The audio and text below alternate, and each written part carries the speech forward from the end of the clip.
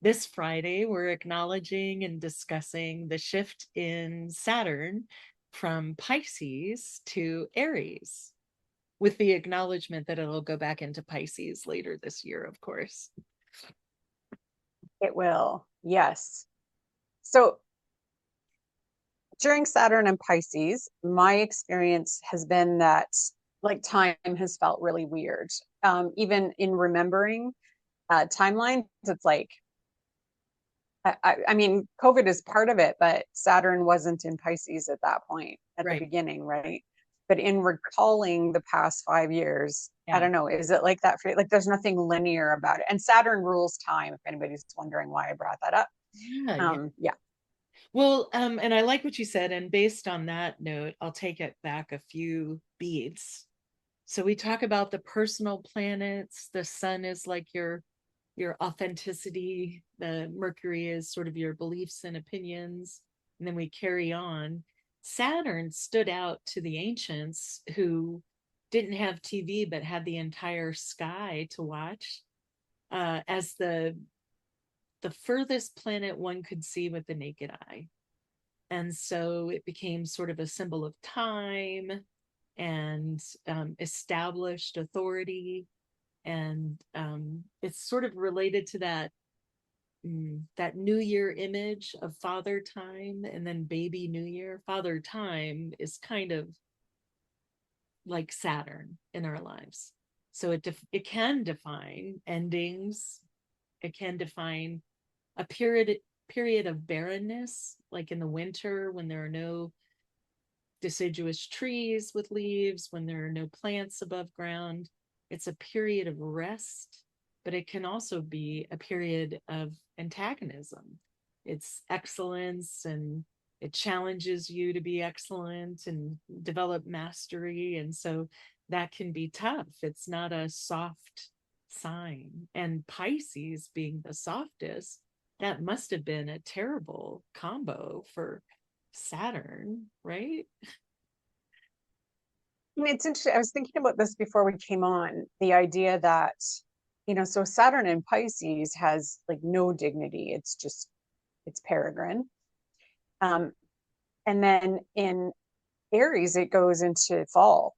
And so it doesn't weaken, it will actually intensify in Aries, and bring us, as positive astrologers like to say, different gifts. But it's definitely, it's going from being in a fairly placid state Yeah. to going into something that's going to be quite active. Yes. Yes. And I would also say like porous, the sign of Pisces has no boundaries. And so I've heard I like to mention other astrologers for people to investigate. Maurice Fernandez was like Saturn in Pisces is dirty water, or diseases that come to you through water, or poisons, that kind of thing. And it wasn't the entire story. There's always a positive story, like you're saying. I would say that if I didn't know that Mars was the ruler of Aries and that Saturn and Mars have a tough relationship, according to astrology, then I would say that there'd be a lot of vigor and a lot of freedom and that you'd have authority on your side. But I don't think that's what happens when Saturn goes into Aries. Kind of short circuits, right? Like it wants Saturn wants to be measured, go slow and pre-plan. And as I've heard of many an astrologer say, Aries is ready, fire, aim. I like that. Well, if you mix the two ideas, so Saturn being rules and authority, right? And Aries being, warlike and antagonistic, there's a heavy policing Oh, to the combination of the two, yeah. like active authority, as Yeah. opposed to in Pisces, it was a more passive authority. Wow. And so it'll be really interesting to see, because we can't, it's interesting because we sort of threw it when we talked about what we were going to talk about today, we threw in Neptune as the afterthought. Right. But it's interesting because I don't think in the beginning it can be an afterthought, because so Neptune's about to go from Pisces into Aries at the same time, and Saturn and Neptune are going to do this dance for a while. And so it'll be interesting to see, because I feel like, Neptune melts all the things, Yes. right? And so we're going to see a lot of false starts in the beginning, where it's like there's going to be this hard policing desire, and then Neptune's going to go, no. You know what I mean? Like, and attempts at authority will be usurped, or will the and then we get into, so then how do they accomplish, they being authorities, Sure. trying to get people in line. So I mean, it can take people down some pretty dark rabbit holes, Wow. Hmm. but it's just going to be a really interesting dynamic of people trying to build stuff up in a way, and Neptune coming in going, no, not yet. Oh, I think that's so interesting, because I've got all of those in the mix. Guys, I'm trying to make my shirt just sort of sit perfectly, and I can't It's a tell, good shirt. right? The voice is a muscle. So coming back to that Neptune, we were talking about Neptune, and I just want to ground it in the chart. People may not feel Neptune, right? They may not sense it. It's one of those outer planets that, as astrologers, we tend to associate with generations, because the time it takes to go through a sign is so lengthy that there are millions, billions of people with a Neptune, say, in Sagittarius or Capricorn. And is that right? Scorpio. Thank you. Pisces, and now Aries.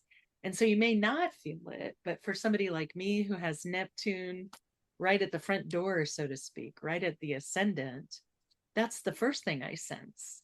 And so I've spent years like trying to convince myself that I'm not psychic, that trauma made me really aware of how people are thinking. And I developed quite a blind spot, based on the principle, if you can read someone's mind, that doesn't mean it's any of your business. And I'm really not trying to lay claim on any supernatural power. If you think of Neptune as kind of reading the room, having a sense of where people are coming from, but in that we're so Raven vibe, it's you don't know what the story is behind the sensation. It's a very subtle tool, and it's going from the sign it rules, Pisces, where it can create genuine magic or genuine delusion, genuine addiction, and it's going into Aries.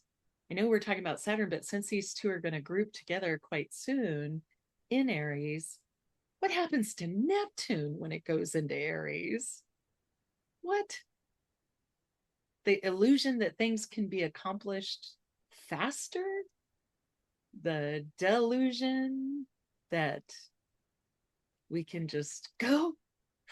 When I think about Neptune and Aries, the most powerful imagery I get is, if anybody has seen the Harry Potter movies or watched the Harry Potter movies, the Marauders, Yeah. which came and they would suck the soul and the life out of people, right? So to me, that's sort of the darkest, one of the darkest places we can take that Neptune and Aries. And that actually came to me when I had, because Neptune doesn't aspect anything but my ascendant in my chart. And so when it opposed my sun by transit, I didn't know what that felt like, and was kind of shocked at all of the things that were coming with it. And not what I anticipated, because it really screwed with my intuition. And you assume Neptune is going to enhance intuition. And what it did was change it. But it did feel like that my vitality was being sucked from my body. Yeah. And I mean, it's never a short transit with Neptune, it takes a long Right. time. But the thing that was interesting was that anytime I moved into a spiritual space, or did something that wasn't ego based, that energy did not get drained. Mm. And so I feel like that's part of what we're going to see with Neptune and Aries, is that anything coming from an ego place Mm-hmm. won't make it. Wow. And so so it's interesting, because I think we're going to see these two very different um people who've been operating out of ego that desire something different will move into a more spiritual realm, and people who are still just operating straight out of ego are not going to fare very well. But we're going to see this because it's also Neptune is glamour, right? And Yeah. so I think we're going to see this hyper glamorized phase at first. Wow. I don't know. Yeah, and I when we had Neptune moving into Pisces was one of my first astrology conferences ever. And somebody spoke about fashion from the perspective of Neptune and these different larger clumps of time and fashion. And Wow. so we talked about Pisces ruling the feet. And Yeah. I was very wrong. I mean, I ended up being not wrong, but I thought footwear was just going to become comfortable Oh, because Pisces wants to take care of the feet. But we actually saw some of the most hyper glamorized, sexualized footwear yes. through the Neptune and Pisces phase, which I didn't anticipate. Other people did, and I was very wrong. But we also saw it go the other way. So all Yeah. of a sudden, now we have these like platform running shoes that are uber comfortable and fun, and so it did actually cover the entire spectrum of Right. Neptune and Pisces and footwear. Yeah. So I feel like the Neptune and Aries will be similar. Yeah, I like what you're saying about that. The glamour component. I think about some of the theosophy books I've read about how glamour is a danger. It feels like a good time to kind of talk about narrative. I have heard folks hypothesize that a story, a narrative itself is an agenda. And I kind of don't disagree. I think that we are cultivating our language to reflect an ever changing reality. And I think that our reality, it's very difficult to get everybody on the same page with what's really going on. And so I think that glamour is one of those things, as well as, I mean, I would say violence, thinking about the Aries. Neptune definitely brings out the glamour as kind of a higher octave of Venus, come here, magnetism piece. And so you do want that to be empty of an agenda. You do want that to be the beloved calling us back. But in our meat suits, I think we're talking about some arguments, some disagreements, some long term polar opposite resistance. I feel like we're leading up to talking about the conjunction that is coming. And then the last conjunction, I can't remember the dates of that, with Saturn and Neptune, it has already become conjunct in Pisces. And so we've had that connection before, but there's, you know, I always laugh because I think of Steve Bannon from the US admin. He's an ally of our current admin. And there are rumors that he is an occultist. And so he is also studying these signs and auguries to see if he can advance the administration. And so it tickles me a little bit to hear that, there'll be a drain that we can pop on this Saturn in Aries, because that's what I hear when Neptune's there. Good luck holding on to that authority if somebody unplugs the drain, you know? Tell me what you think about this. Like Saturn to me is a punisher. There are always consequences with Yes. Saturn. Yes. And Um, I would so just I'm going to take out the negative of the punishment, but put, consequences. That but what is that? maladjusted Saturn is mean. Like when I think Saturn, I think the possibility of being sadistic, enjoying someone else's pain. Interesting. I'm just looking up the dates of the Neptune thing. They sit within that same 2-3 degrees and within aspect of Uranus and Pluto at the same time. Like they're all together. We're looking September, October. Yeah. Saturn slips back into Pisces and takes a break from those outer boys for a while. Um, and then Neptune. So then they join again. Sorry, guys, we should have looked this up. They join again next year, February 2026. They are both in Aries again. And they stay together. Oh my gosh, they stay together all the way up until the middle of March. Of And 2020. then Saturn starts to fly. Like it really starts to move in March of next year and gets past the Neptune. Gotcha. Yeah, it doesn't come back. They don't come back together. So we pretty much have this next 10 months, 9, 10 months of them sort of doing this, and Uranus changing signs and making the sextile, and Pluto changing signs and making the trine to Uranus. So I mean, those outers are all working together. And tell me what you think of this. I mean, I feel like because they're collective, they're the outer planets, they affect all of us in terms of the globe at the same time. Right. And so it feels like the change is less cultural and far more the world is changing and we can't get away from it, right? Absolutely. I mean, I think you could apply the same thing if people had taken COVID seriously to the point that we're not trying to pretend didn't happen. I don't know if that's happening in Canada.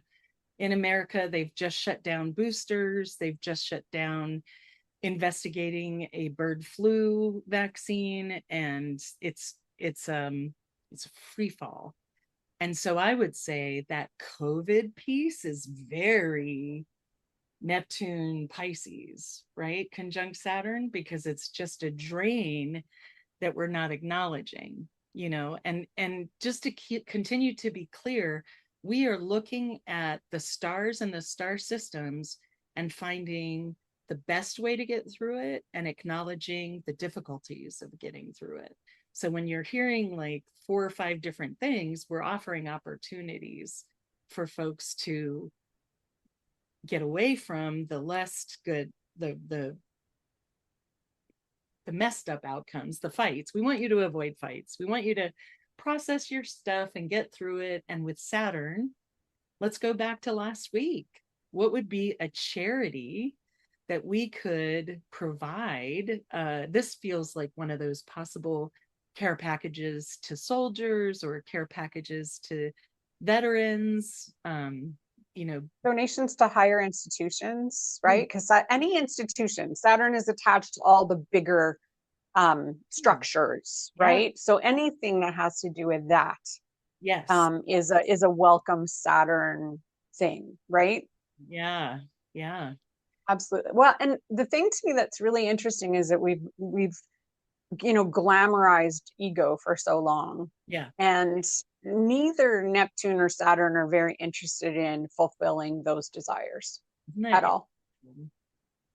So it will be really interesting to see what happens with the internet. And what I've noticed already is this, especially in the marketing sphere, this idea that it's got to come from the right place. This is like getting hammered. Every single marketer I follow is, it's got to come from the right place, and we got to sell with integrity, and like these Saturn words already sort of seeping into the language as we're getting Yeah. peak, the sneak peek. Yeah. Yeah. Yeah, I hate to say it, as somebody who used to work at Microsoft, who saw how excited people were getting about social media because they could stop paying journalists and make everybody else turn their hobbies. I'm just never going to stop fussing with it. It says the voice is a muscle. I'm just going to hold this shoulder up, back it up, Well, totally I down. know, I know. Anyway, I was just trying to say there has been this move away from institutions, right? I mean, look at cryptocurrency, look at the issues happening in the United States where like all of the institutions are getting blown up one at a time in an effort to create efficiency, question mark. So and then Efficiency. conversely how that's changing how people are reacting. There's a vote coming up in Poland soon. And so I heard yesterday about how Elon Musk is all over that. And at this point, I'm like, yay, because you have messed up every one of your elections since Wisconsin. So please go and adamantly insist people vote along your line of inquiry, and then they'll vote the opposite way. I'd love that. I'd love to see that. But to take it out of my personal whatever, get off my soapbox, soap horse. Hi I box. like it. So many options to get off of High that, box force. right? There is a chance. I mean, I keep thinking about like civilization being this thing that we repair, that we repair, that we make ready for the next people, that we dig into. And I think of Saturn as civilization a lot. It's those changes that we see generation after generation, uh, so that's what I think about that. And then I think about it from the perspective of like our audience, right? So say somebody's watching and they're an Aries, you know, versus somebody who's watching who is a Virgo, let's say. So the Virgo, depending on where their Saturn is, they'd have to go and find it to work out how it's going to impact them. The person with a Virgo sun, which is what I'm trying to say, people usually identify with their sun, um, with the Aries sun, is going to be directly impacted. And my personal experience of Saturn transits, of clients and my own and my loved ones, is that actually you get a lot of obligation and potentially opportunity. And so you are being called to perform at a higher standard or for longer or sort of dealing with more obstacles. And so there's kind of a batten down the hatches for this period that I would advise. I would also, and this is for the person who's directly affected by it, not the Virgo. So I'm thinking of Aries. And when I think of Aries, I think cardinal, I think fire, and I think masculine, right? What we call masculine. So, um, so all of the fire signs will have some taste of this. All of the cardinal signs will have some taste or relationship to this. And then the masculine signs will have some taste or relationship to this that is direct. So that's what I'm speaking to now. So you get ready for the challenge, you rest up, you do your good work. It's in Aries. You're going to be impatient potentially. You look for the ways to get around your obstacles and you take your time because Saturn likes it slow. And then if Neptune's coming into the picture, you assume there are at least one or two shoes that will fall in 10 months. And after that 10 months, you'll see what was hidden from you. But like a retrograde, if something's hidden, you want to write everything down, put it away, come double check it, make sure you've got all the I's dotted, all the T's crossed, because it's too confusing. You're likely to miss some detail. And so when that conjunction starts with Neptune, if you are directly involved, then, and that's a great, I should say, because I'm nuts not to, that's a great time to come for a reading because then we can tell you exactly what's going to happen and where within the tolerance of each of the signs and the transits that your chart personally is going through. So tricky wicket. Yeah, well, the Neptune definitely doesn't make this as straightforward. And I love what you said about it would be hidden until the Yeah. 10 months is over. So I think that's a really excellent point. Like we aren't going to see what is really happening until they separate next year and we actually see sort of the two things that were going on at once. That, that is one thing about Neptune that's fascinating is that it masks, hides, melts, whatever it's talking to. And so you can't see it for what it is. I always think Saturn and Aries, because Aries is a fairly lusty sign because of Yes. Mars. Yes. And so, when I think about Neptune and Aries, this sirens come Yeah. to mind, the siren song, the appealing. So, and then you get there at the end of the 10 months and realize, oh, that was a trap. That wasn't the thing I thought it was going to be. Yes. And Saturn will be there to punish you. It's not just you're going to see the outcome. Saturn's going to be like, okay, now what are we going to do about it? Yeah. Like I feel like Saturn is in Aries is going to be the FAO. F-A-F. FAFO. Yeah. Yeah. To avoid the swearing. Yes. Um, and we're gonna see what the outcomes of any kind of negative behavior or whatever. And especially if you have somebody like Bannon who, or anybody who's going to try to use this energy in any kind of a manipulative, Right. that is absolutely not going to go well for Yeah. anybody, Yeah, I you agree. know. Similar to what we were saying about, I loved how you said the sun in a sign is what we aspire to. We Yeah. want to be that sign if we're born into a certain sun sign. I want to be a Sagittarius. I want to figure out the positives of that. Um, I think, the thought escaped me. I'm just going to pause. There's Okay. something about that, though, the aspirational.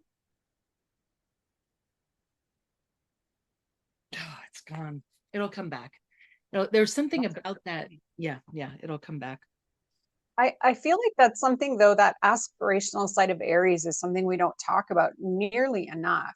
Like I was, doing a bit of research before we talked about this, and I'm always surprised at how often leadership comes up with Aries. Right. And it's like, but Aries just wants to do it by itself. Like the true sign of Aries, not a planet involved, but just it's the pioneer that wants to go off and just do everything by itself. Right. So it's leading by example. It's not leading by coaching or, leadership in terms of I would like to now have this circus and these monkeys. Yeah, yeah, yeah. It's very much about no, no, no. I'll show you how to do it, and then I'm going to move on to the next thing because now I'm bored and I want to try something different. Absolutely. And yeah, and so I feel like that aspirational side of Aries gets hidden and the leadership side gets built up, and it's like no, I think they're you need to balance those two things out because I like that. given other things in the chart, Aries can lead, Yeah. but on its own, Aries is not leading. So yeah, and I remember what I was gonna say. So aspirational, talking about the sun, I love that. One of the things that I remember hearing about Neptune when I was learning astrology is it will take everything, including the things that you love, but it will leave you. It will leave your authentic self, right? And so that's the aspiration, that we want to be our authentic self. That's the right place to come from. I would assume that those marketers are talking about. It's not anything that you've heard about. It's just coming straight from you. And so people can really feel it there and not feel it disappear or anything like that. So that's one of the components, I think, of Neptune that's really quite strong, that becomes an issue for people who want to use it in a negative way, because it will drain that negativity as much as it'll drain whatever else it is that you want. You as a wizard, you being in control, all of the things that can't possibly happen on this planet because we live in the real world. And these are helpful methodologies to find ways to navigate through your life. But you can't go live on Saturn. Try it. My goodness. People can't even get to Mars. We talk about Mars a little bit. It's moved off of Cancer and Oh, is, thank God. I know, right? In coming into 2025, I remember looking at the astrology and thinking, oh, that looks uncomfortable. Yeah. And but not realizing really how uncomfortable it was going to be, and that we just sort of had one transit after another transit after another transit, and everything was retrograde, so nothing could get done. And just the level of frustration that was built for everybody.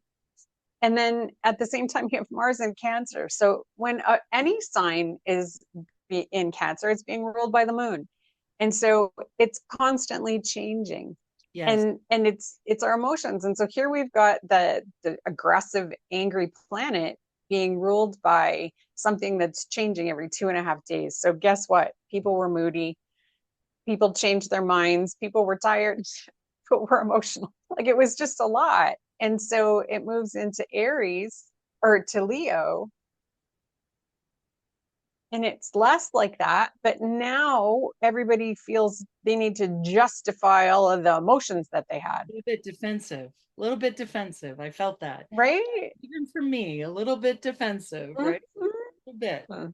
Yeah, and Mars, Rob Hand has a great suggestion. So, as astrologers, we look at 10 planets, right? Untold asteroids and points in the sky. But of the planets, the way we do it, the sun is you. It's about you. It's not about anyone else. Mercury is about you and your mind. It can be influenced, but it's you and yours. You use it for yourself. Uh, my very Venus is you and what you want.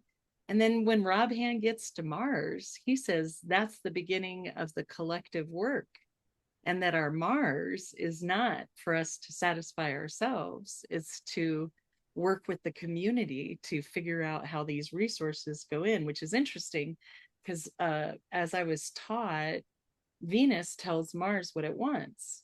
So here's Venus going, I would like a milkshake. And Mars going, let's see who in the community would like a milkshake. Like, no, that's not how it works. So there's an interesting tension, right? Between Mars being the fulfiller of our desires, right? And then also being the place where we interact with others, you know? Yeah, it's the first point of contact or the filter which we move through. Interesting. Yeah, yeah. So you can't, I remember when I was growing up, I was not confident about being a forceful person, believe it or not. And I would apply force. You can just imagine, I'm sure you can see it. Oh, I would apply force like you wouldn't believe, like staring at people and let's talk. Oh, so much because I was not confident. And I remember once I was hanging out with a friend and we were trying to see if our energy could affect each other. And I laid down and, they put their hands around my head and I was supposed to sense what was going on. And I was like, oh, it's like a little river. I'm an imaginative person. I can tune into that. And then we switched places and I said, how does it feel? And it said, like you're crushing me. Like you're crushing me, like you're crushing me. And over the decades, honestly, I've learned like I don't need to apply that much force. I was told the wrong information. And so I come on strong right out of the gate. I don't need to modulate that up. And I think about that with people because when I think about that kind of vibe, Aries definitely has a super fun, why aren't we done yet vibe? What are we doing next vibe? Can we jump off of that vibe? You know what I'm saying? Like there's a very fun, Mm. adventurous, if you could get Saturn to support with calculations the risks that Aries wants to take and acknowledge that much of that would go away because of the Neptune rather conjunction, you might get somewhere as long as you don't hold on to each of the outcomes until after that 10-month transit passes in March of 2020. Mm. I have to tell you, I really love that idea of Mars and Aries being the risk management officer, Right? right? Literally, that would be if you had to distill it, that would be the point right there. Yeah.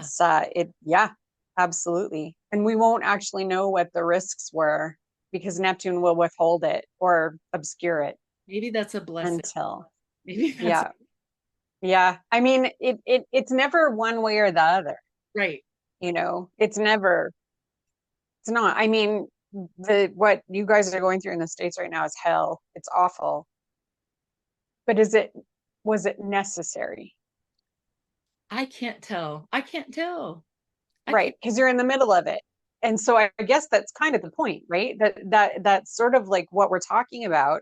Yeah. When you're in it, which we're going to be until March, Right. we don't know good, bad, ugly. We have no clue. We're not going to know until we get through the fog on the other side, right? Oh, But it is interesting to talk to because, I think back when we were talking about Saturn and Pluto together in Capricorn, yeah. and this need to take all the structures down and rebuild them.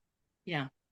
Well, it's happening. So, That's what you I know, wonder if we just didn't have the courage to do it. And so we kind of left it to these folks who exhibit all of these clusters of crazy behavior, that yeah, say the right things, yeah, um, yeah, and so then the repair, the civilization, the work that we have to do to kind of, make sure that we're living our values, make sure that we've got the same values, and see what happens with that. But like you say, I like that idea that we're months and months away, because the sense of a marathon has really been there for a while. And any second now we have Jupiter going into the spot that Mars vacated, right? Like on June 6th, I think. Jupiter goes into Cancer and is exalted. right, right, right. And so there's a little taste of a warning that Jupiter makes stuff bigger. And so that's great when it's like a pile of money. And it's not so great if it's illness or violence or all of these kind of things. So, Yeah. yeah. The Yeah. So, tricky thing about, sorry, go ahead, finish your thought. Sorry, Ann. you. I was just one of the things that I've noticed with people and their charts when they have a planet that's exalted, Mm-hmm. there is, and I don't want to trigger anybody or piss anybody off. This is like trying to come at this from the least amount of judgment possible. There's a sense of entitlement Mm-hmm. in terms of that planet. So if you think about being a guest, what kind of a guest are you in people's homes? Do you expect to be served, Right. or do you expect to contribute? And Right. so that it's going to depend. But Jupiter being Jupiter, Yes. exalted in Cancer, I'm going to say there's going to be a sense of entitlement with Yeah. Jupiter exalted. Yeah. And so that's something that we're going to have to battle Yes. is I feel like that's where things are going to get exposed. That's where a lot of the attention will focus, a level of who has too much and who doesn't, Yes. and how that ends up playing out. I think that's the whole idea of entitlement is something that is going to get louder that we talk about while Jupiter's in Cancer. I've seen so many people commenting about guillotines, and so many people, like, I found myself looking up Kozešku. I think I'm saying it wrong, but how did what was the Italian guy's name? The Italian So, fascist. It's oh, crazy. Mussolini. Mussolini. Look Yeah, at me remembering a name. look at I was looking at pictures of him hanging by his feet, and all of the stuff that happens after people destroy a country, and then the people wake up and go, we don't want that. Like, we really don't want that, and we want people to know we didn't want that, kind of thing. So I get what you're saying about that. I'm trying to think of the I want to take it back to Jupiter, what Jupiter does in a chart. So your sun's your authenticity, your Venus is what you want, Mercury's your mind, Mars is out to get what you want. And the next thing, Jupiter would really like you to have what you want. I always think, because I've got Jupiter trine and in mutual reception with my sun, which makes it ridiculous and not exalted, but it's in Leo, so it is exalted. It's just not exalted by rulership. It's in rulership. It's by association. It's There in you go. rulership. Yeah, Associate. yeah, yeah. A little So bit better behaved in rulership. I appreciate that, because what I was going to say is it's taken me a long time with the Neptune and the Jupiter, which Jupiter is straight up a benefic, right? Like, considered to be a good planet in your chart. And yet it can create an idealization that gives you that sense of entitlement, don't you know? And I think it's most clearly expressed through the rulership of Pisces, and then our friend Sam saying that Pisces has a sense that it's doing the work of God, that it's here, it's if you ever saw Pulp Fiction, And Samuel L. Jackson, when he's reading out the biblical phrase, and I will smite you, that is a fucking, oh, pardon me, that is a Pisces expression, right? Like I have to, I was sent by God. And Jupiter has much the same sort of idealization and wants to dress it up in the most regal outfits. And so I wasn't aware of that, before, as somebody who has a lot of both.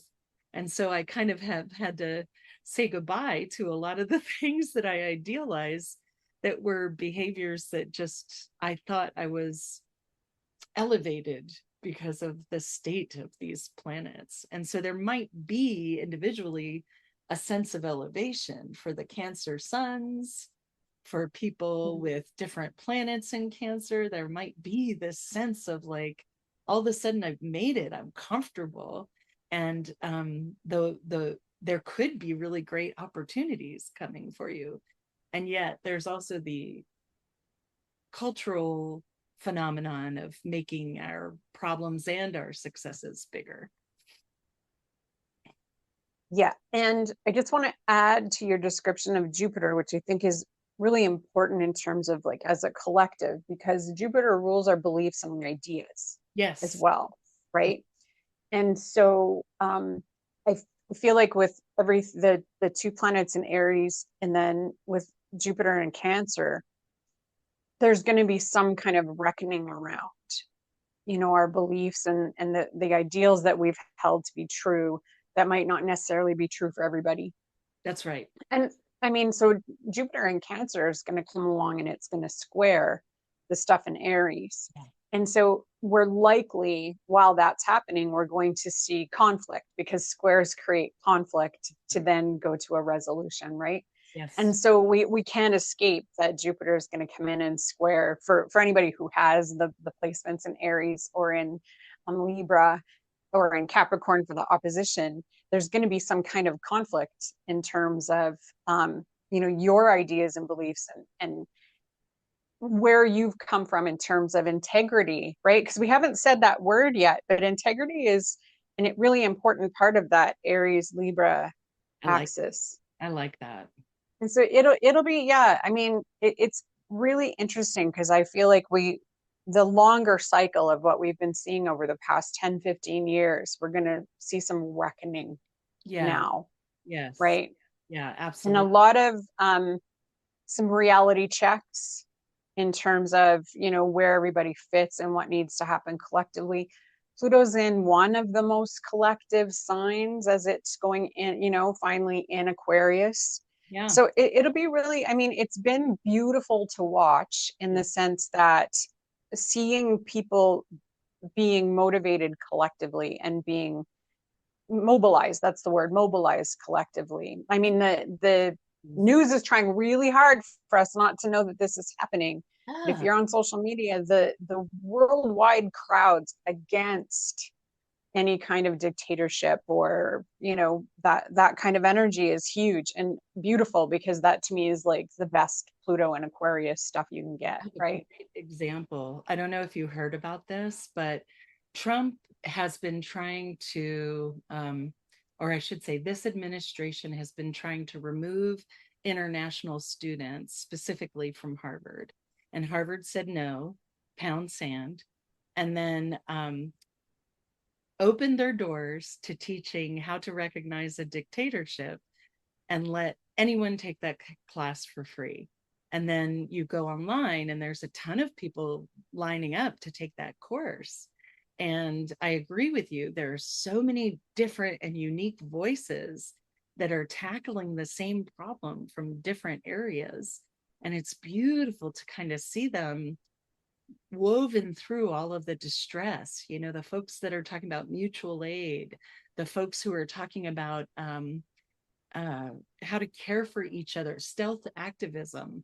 I heard about the other day, and I thought that was so beautiful. And it's just community, activists from the 60s giving advice to activists now on how to make things stick. It is kind of that time, but it's fascinating the things that are pushing it. So I thought that institution, free classes, turning things around so that things are available in an unexpected way, and then not leaving anyone out. Like Harvard did that, and there are so many in the US. I don't know if it's the same way in Canada.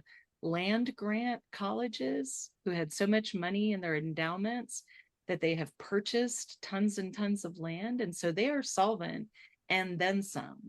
And so more schools can do that. If all of the endowed schools could say, we're taking on the next 10 years, do what you want, then there is a real possibility that collective access could shift. Yeah, it's not the same here. Yeah, our educational institutions are generally provincial or federal. They're usually government run. Yeah. And so we're not having that same level of mobilizing or need to mobilize in that same way. But I did want to go back to what you were saying about Harvard, because to me, another very important key Aries word is bravery. Yes. And so that move from Harvard is institutional Saturn, bravery, Aries, Yes. right? And it's just so literal that you can't ignore it, And I think we'll just see that more and more, these institutions going, we are, if they have the resource. I didn't know that. Thank you for sharing. I had no idea that they have that kind of autonomy.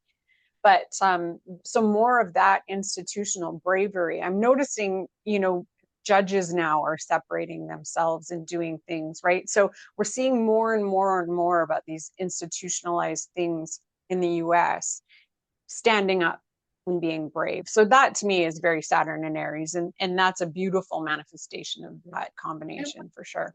This is another one, Target. Do you guys have Target in Canada? Do you have Costco? No, but we know what it is. Sure. They tried, they didn't survive up here. Yeah, well, they're not going to survive down here. They booted DEI when Trump booted DEI. And now I know personally at least a handful of women who have been taken off of their pages of Excellent. Hi, everybody. That's how many women they took off the pages of Excellent. Ooh, it makes me mad. Target kicked out DEI. They've dropped like 40% in revenue in 2025. Costco did nothing of the sort. They've gone up 30%. So that quick action, and like if you're going to do something diabolical to the collective is going to, oh, Tesla. How can we can't even talk about Tesla, right? Yeah, absolutely. That's the only schadenfreude I've had, is how sad it made Elon Musk. That and did you hear yesterday they said, this is the 30th of May rather, they want him in the office 40 hours a week. You want to be a government employee, man, you got to put in government hours. That's how it works. I'm in Tesla 40 hours a week. Good luck. It's the best. He was so cruel about trying to get people back into the office that there's just a little bit of schadenfreude there. And he looks so sad, and I don't know, makes me happy. But yeah, so let me check the time. We've got 5 minutes. 5 minutes, and then do we want to do a little longer because we had technical? I mean, maybe we can just have technical issues for the last 5 minutes too, and that'll cover it. Is there anything that we didn't talk about that you wanted to cover?